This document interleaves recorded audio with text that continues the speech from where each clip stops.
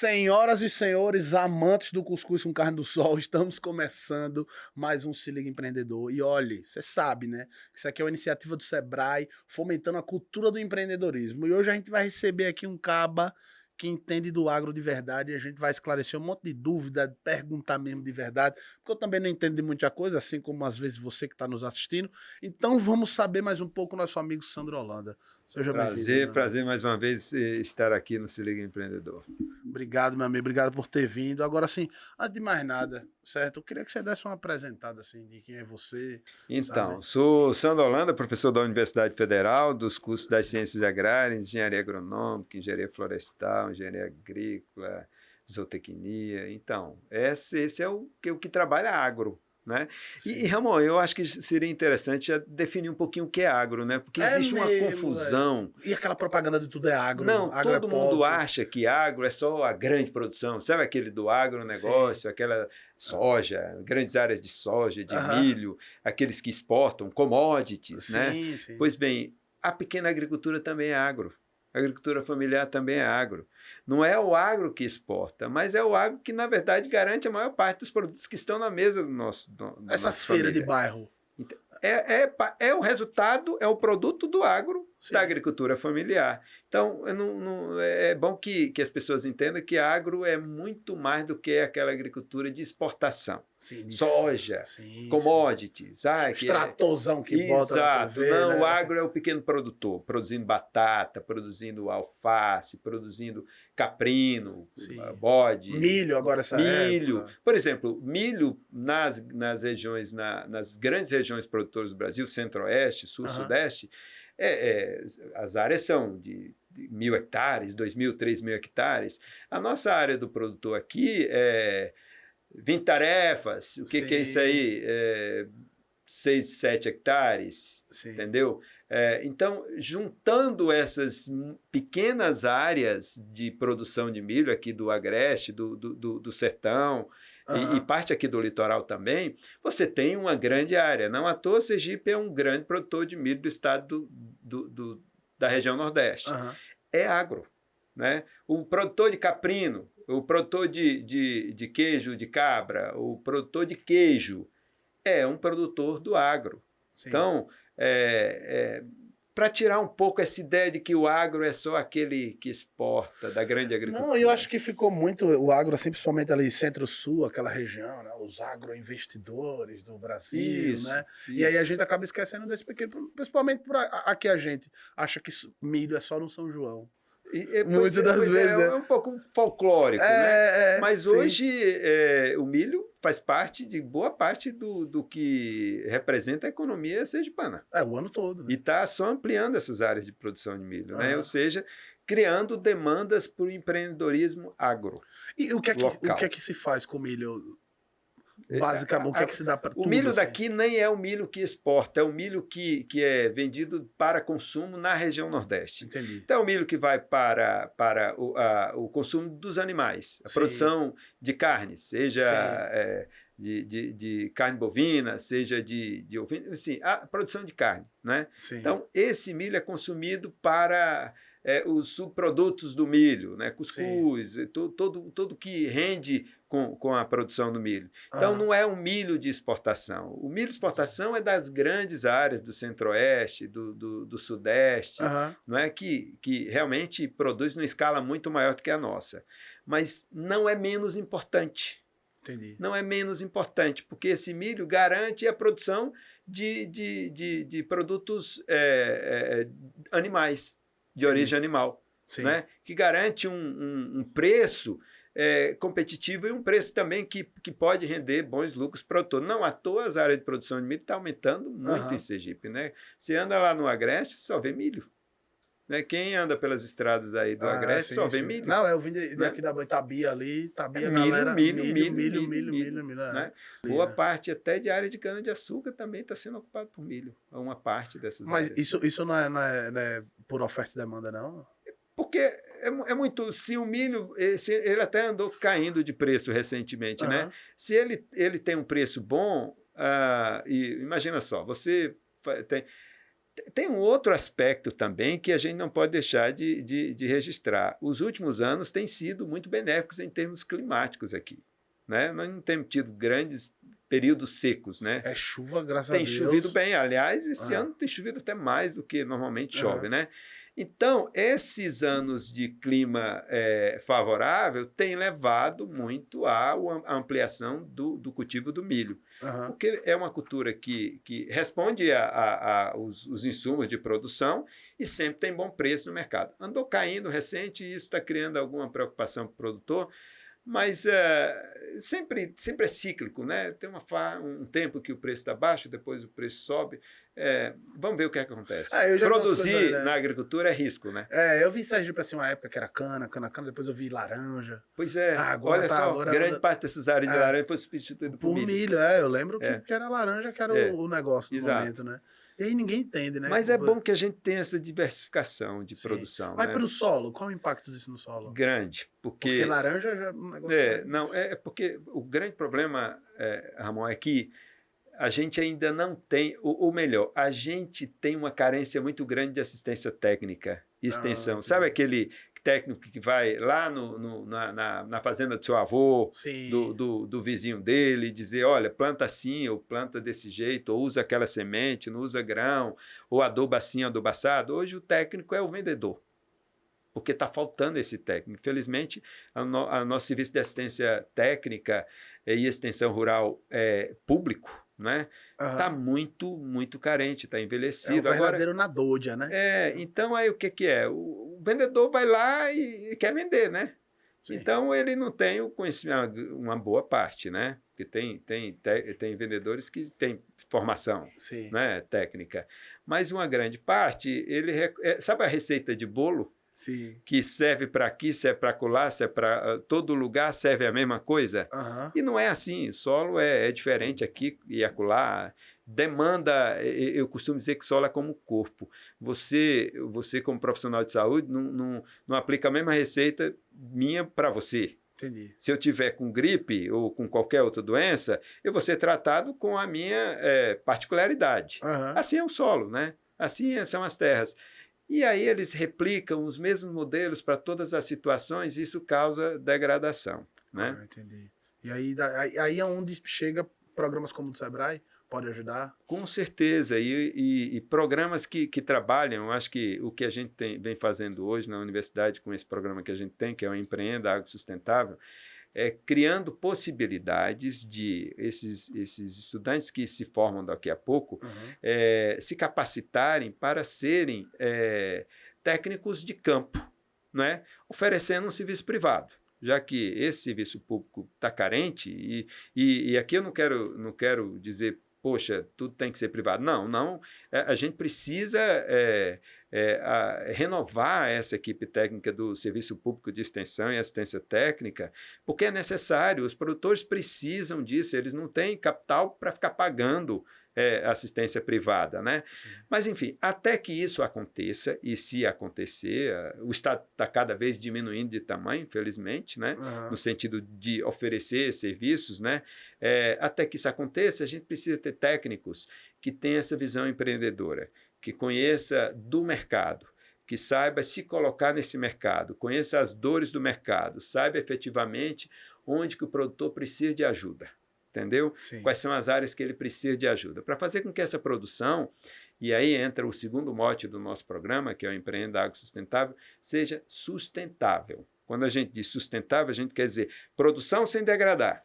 Entendeu? Eu preciso que essa minha terra produza por muitos e muitos anos sem degradar. Ou seja, eu produzo com sustentabilidade. Eu uso a terra, retiro da terra o que ela me dá em termos de produção, mas eu devolvo para essa terra também o que ela precisa. Entendi. Então, eu consigo produzir por muitos e muitos anos, sem degradar, e continuo, e talvez, muito provavelmente, eu vou ter produções crescentes. O que acontece hoje, infelizmente, sem assistência técnica, é que as terras são exauridas, daí a pouco você que deve ter origem no campo, sua família, não sei, Ramon. Sim, é do campo. Todos nós temos um pezinho na roça, né? O meu totalmente. Então, a gente sabe muito do produtor sempre dizendo, eu troquei de faixa de terra da terra porque a terra está fraca. Está fraca. a terra está fraca. Terra fraca é como o nosso corpo desnutrido, entendeu? É que ele exauriu a fertilidade daquela terra, Sim. não foi orientado para repor essa fertilidade, né? E aí abandona aquela terra. Aí é o lance da é a sobrevivência, degradação. né? Sobrevivência, né? Não, mas eu não estou culpando esse produtor. Ah, Eu estou dizendo que ele precisa de orientação. sim. Ele precisa de orientação correta para que isso não aconteça, porque quando ele chega a esse ponto, ele está, na verdade, perdendo patrimônio. O patrimônio pior, dele né? é a terra. É pior ainda. É muito pior. Então, eu acho que o empreendedorismo agro vem nesse sentido de dizer, olha, vamos buscar a informação junto a esse produtor, saber quais são. Em empreendedorismo a gente usa muito a palavra as dores, né? As dores do É bonito, né?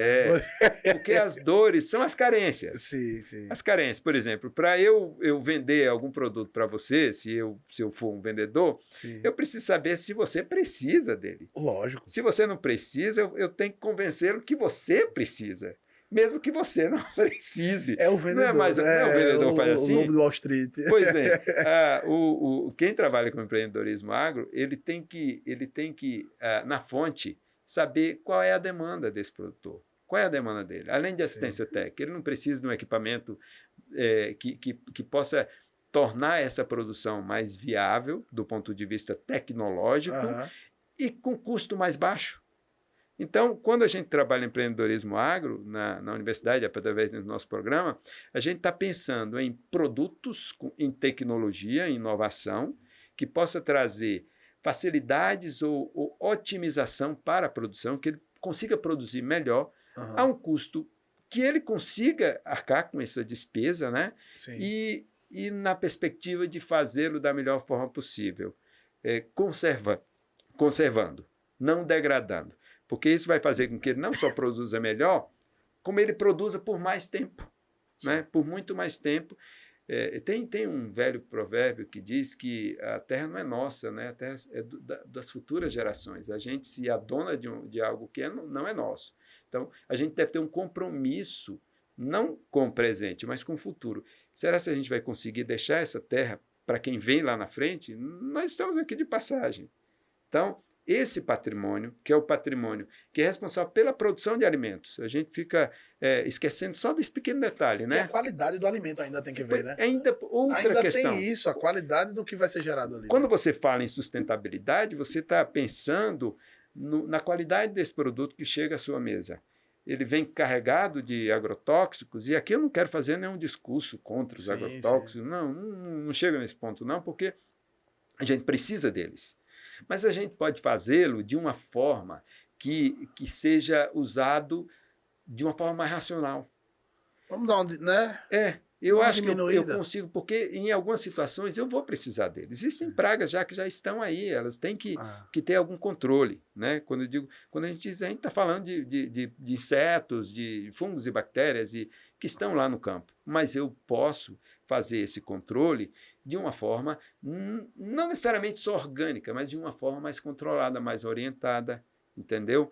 Para que eu leve um produto para a mesa da população saudável. Porque se eu garanto mais qualidade nesse produto, se eu consigo provar que esse meu produto vem de uma agricultura sustentável, essa agricultura sustentável é aquela que não fica desmatando de forma indiscriminada, né? Existe toda uma orientação técnica para isso também, e também não estou dizendo que tem que desmatar, não, mas tem tanta terra aí que pode produzir melhor, sim, sem necessidade de desmatamento. Então, é esse contexto, a ideia do agrosustentável, que a gente está trabalhando nesse programa para fazer com que a gente tenha jovens técnicos que tenham essa visão e que tenha soluções para esses problemas, as dores desses nossos produtores.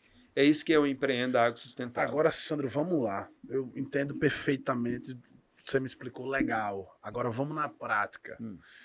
Vamos para um senhor de 72 anos lá, e você chegando para ter o contato com ele e tentando passar essas informações. Bicho, qual a dificuldade de negócio Pois desse? Aí, Ramon, é como a gente estava falando um pouco antes.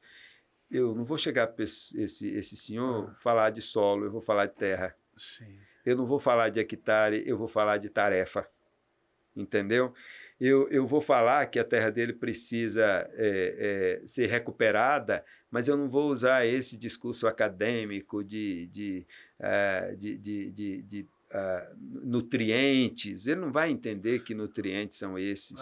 Porque entendeu? ele já é cultura. Ele é cultura. Eu não vou dizer, olha, tudo que o senhor está fazendo está errado, vamos fazer o certo.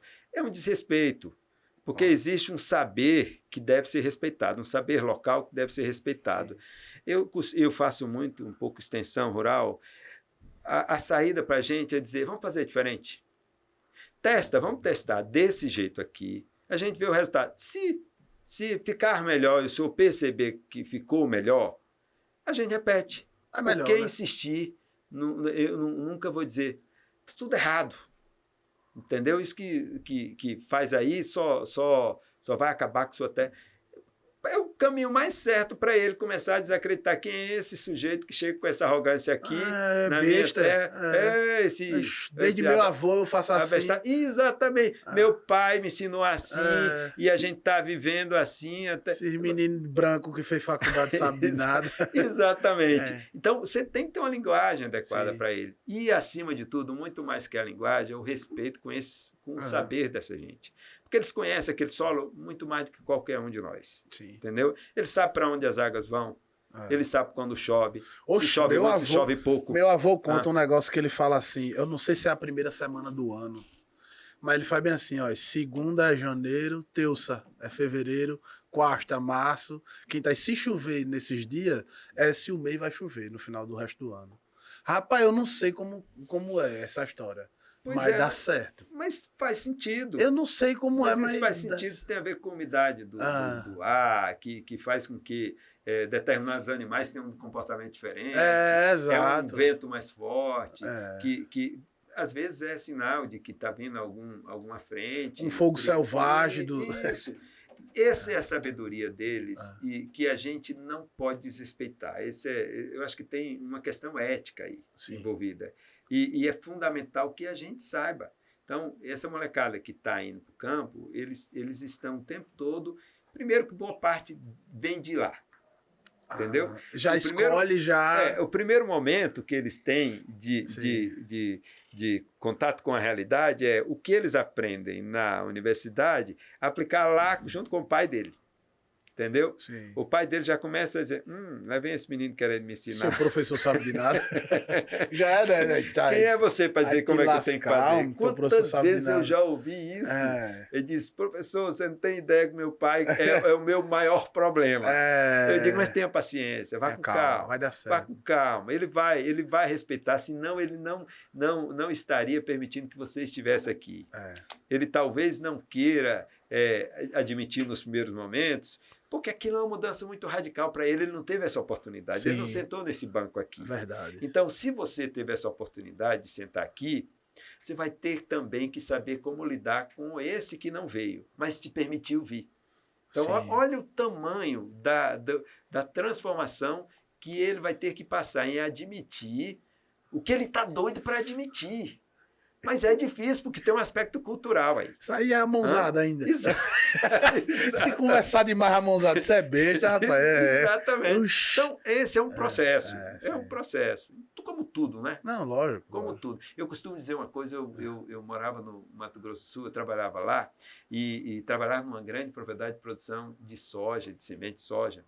E era um lugar bem distante da cidade, e eu escutava um músico chamado Jean-Luc Ponty, da década de 90, um francês que tem uma música instrumental muito boa. Toda noite eu colocava essa música lá na varanda, e ficava eu e a peãozada chegava, e aí encostava e dizia, vamos botar tem um Zezé de Camargo lá não. Na época, mais ou menos isso.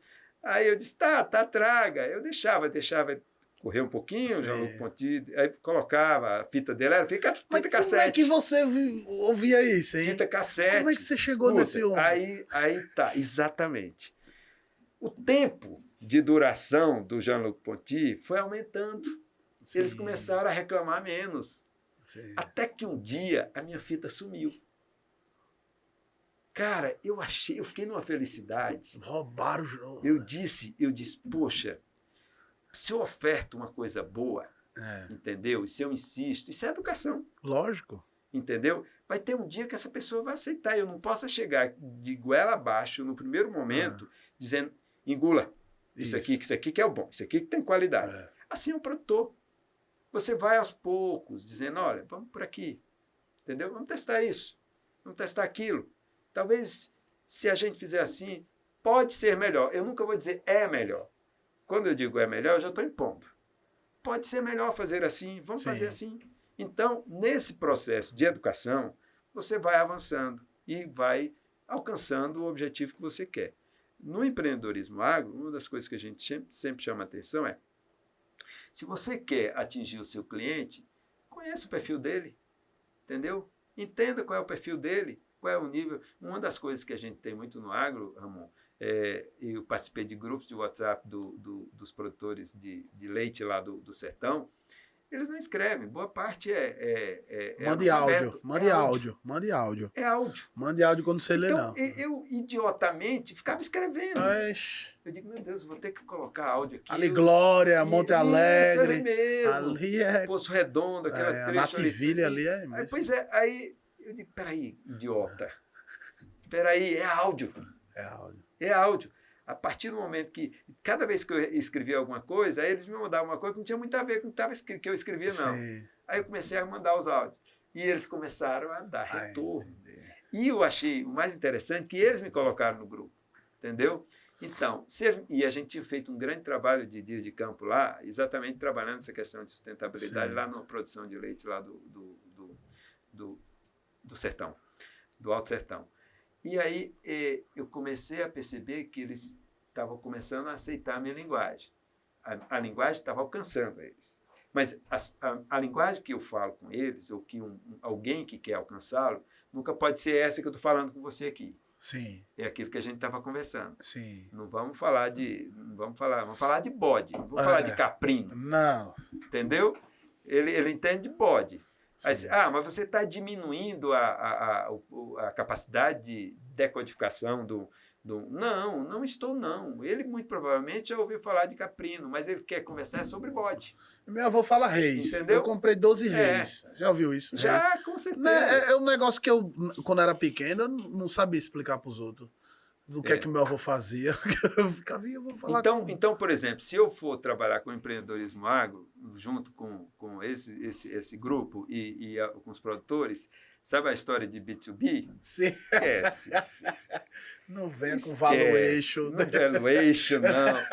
É outra conversa. Não tem isso não os torna, porque eles são... Não, eles não são menos inteligentes que vocês. Cara, é o mundo simples dele. É a cultura. O vocabulário deles é simples. É a cultura. Para que eu vou ficar nessa boçalidade de trazer um vocabulário de business model, de o canvas? Seu business plan. Né? Você perguntar, meu avô, business plans. Exatamente. Não tem é outra conversa. Sim. É outra conversa. Claro que a gente vai usar toda essa metodologia, Sim. porque isso é parte da nossa formação, não é? Mas nós vamos usar essa metodologia para alcançá-los. Sim. A linguagem, quando a gente alcança esse grupo a que se presta um programa de empreendedorismo agro, é outra. Sim. É outra completamente diferente. Uhum. E não atrapalha em nada todo o background dessa informação, dessa formação empreendedora que a gente trabalha. Isso nada, considera tudo. Uhum. Só que eu vou pegar isso aqui e adaptar para o mundo agro. E as startups agro aqui? Então, aí esse programa já vai, daqui a pouco a gente está na 3ª edição. Nós tivemos 2 edições, uma antes da pandemia. Como ele é um programa presencial, aí veio a pandemia foi um hiato na nossa vida, né? Ixi, aí tudo... Eu nem lembro o que aconteceu. Nem lembro. Dentro de casa, né? Aquela música do Belchior, né? Meu Deus, ano passado eu morri, esse ano não morro de novo. Exatamente, esse ano não morro de novo. Não morro de novo. Pois então a gente decidiu que o empreende ia voltar, mas tinha que ser presencial. Aí ele voltou, o ano passado, esse ano, a gente teve mais um grupo. Então foram 15 startups na primeira, agora nós tivemos 10 e a gente vai evoluindo, né? Porque vai, de alguma forma, A ideia é que a gente crie uma cultura empreendedora. Os cursos das ciências agrárias da UFES não tem nenhuma disciplina de empreendedorismo. Então, o programa veio para cobrir essa lacuna e trabalhar, assim como a gente trabalhou uma cultura de pesquisa, uma cultura de extensão, Sim. uma cultura, um movimento cultural, o empreendedorismo é importante. Lembrando que não estamos aqui dizendo que vamos transformar toda a assistência técnica, a extensão rural, em privada. Não, a gente quer dizer, olha, jovem profissional, você tem a possibilidade de oferecer seu serviço para o mercado. Entendi. Agora, vamos oferecer sabendo o que é o mercado, entendeu? O que é um modelo de negócio. Esse modelo de negócio que eu vou criar aqui, seja de uma empresa de assistência técnica, ou seja de um produto tecnológico, que eles começam a desenvolver na universidade, entendeu? E precisa entender dessa necessidade do mercado para que você não leve um Frankenstein para lá. É um programa de educação empreendedora que a gente diz que é de pré-aceleração, e que a gente oferece esses modelos de negócio para aceleradoras, para investidores, dizendo, quer investir nesse modelo? Está aí essa moçada. Agora, essa parte aí é de mercado. A segunda parte que é de aceleração. O mercado que vai... É com o mercado que você vai dialogar. A gente promove essa educação empreendedora inicial, entendeu? Com todas as ferramentas do empreendedorismo, para que os coloquem no mercado sabendo o que é o mercado. Principalmente de que se trata esse mercado. Qual é o teu cliente, qual é o perfil do teu cliente, quais são os canais que você chega a ele, qual é o seu diferencial, entendeu? Qual é a tua concorrência? Já existe gente trabalhando nessa área? Tá, sim. Então, como é que você pode se diferenciar desse teu concorrente? Então, é uma ideia de negócio, certo? Um modelo de negócio que, na maioria das vezes, não tem recursos deles próprios para desenvolverem, mas eles podem atrair investidores. O mundo do empreendedorismo, você sabe, é busca de investidor. E está falando do seu projeto, infelizmente, você tem que estar mostrando para os outros, às vezes. Exatamente. Bom, se você não mostrar, quem vai se interessar? Quem vai se interessar? O banco não vai emprestar, vai? Não, vai não. Só quer quando já está bom. O banco só quer quando já está bom. Mas tem muita gente procurando boas ideias. Sim, querendo investir. Querendo investir. Se a ideia é boa... Sim. Agora, para eu apresentar a minha ideia para você, Ramon, eu tenho que saber exatamente dessas ferramentas. Como é que eu vou te seduzir sobre a importância disso no mercado? Entendi. Eu tenho que ter informação, entendeu? Esse é um processo mesmo de convencimento. Para isso, eu tenho que aprender. Usar e aprender e praticar essas ferramentas do empreendedorismo. Então, esse é um programa que é de educação empreendedora, mas com pessoas que entendem do agro. Eu não vou levar gente que não entende do agro, por isso que só é estudante do agro, dos cursos das ciências agrárias. Né? Não, se bem que nem tanto, viu? Porque, por exemplo, se eu vou desenvolver um equipamento, entendeu? Eu preciso de um garoto lá da engenharia elétrica, eu preciso de um outro lá da TI. Sim. Então, eles chamam. Tem um software, um negócio. Então, é um grupo, na verdade, misto. Só que a liderança do grupo é um estudante do agro. Mas chega a ser um grupo diversificado. Importante, porque você não faz isso só. Lógico. Você tem que dialogar com muita gente para fazer e oferecer um produto de qualidade para esse mercado. É isso. Pô, Sandro, obrigado por ter compartilhado com a gente aí. Eu espero que eu não tenha falado uma linguagem difícil. Nada. Acho que a galera entendeu. Principalmente a galera que estiver gente do agro aqui assistindo vai ter recebido a mensagem com clareza. Então, deixa eu só completar que nós vamos partir para a terceira edição do Programa Empreenda Agro Sustentável da Universidade Federal de Sergipe. Eu vi agora que tinha uma pessoa do Sebrae. O Sebrae costuma ser nosso parceiro, foi parceiro na primeira edição. Na segunda, a gente ainda teve uma dificuldade, porque estava em processo de mudança da representação da universidade no Sebrae, mas a gente quer investir nesse terceiro momento, na terceira edição, com a parceria do Sebrae, que é o grande baluarte aqui do empreendedorismo no estado e no Brasil, né? Sandro, mais uma vez, muito obrigado. Precisar da gente aqui para falar de alguma coisa. Eu que agradeço a oportunidade. Cara, tamo junto. Não esqueça de mandar esse vídeo no grupo pra galera assistir, viu? Manda aí pros agro que você conhece, os agroboy, os agrogel, e tamo junto. Até a próxima.